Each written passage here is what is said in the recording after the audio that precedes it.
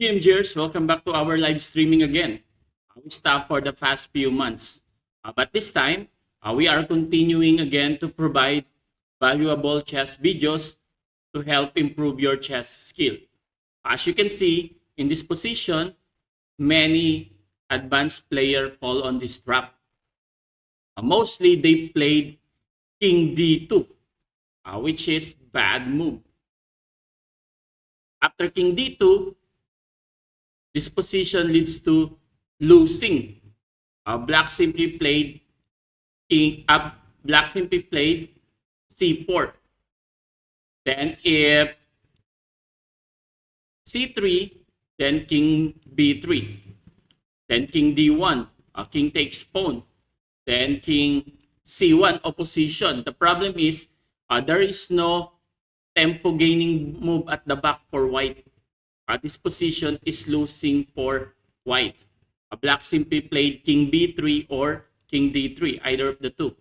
Then king b1, c3, king c1, c2, then king d2, king b2.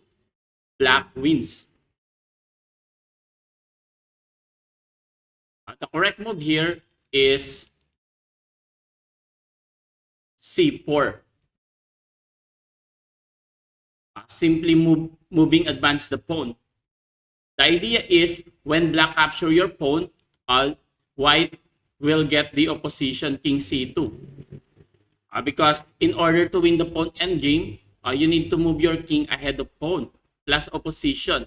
In this position, black king move ahead of pawn. The problem is white will get the opposition.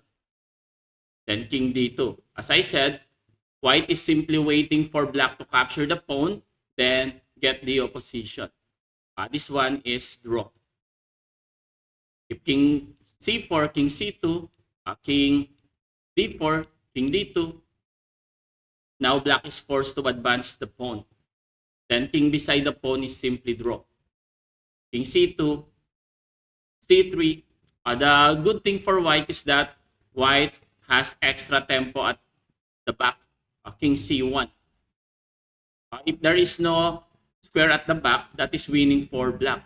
But in this position, this one is simply draw. After king d3, king d1, c2, king c1, then stalemate.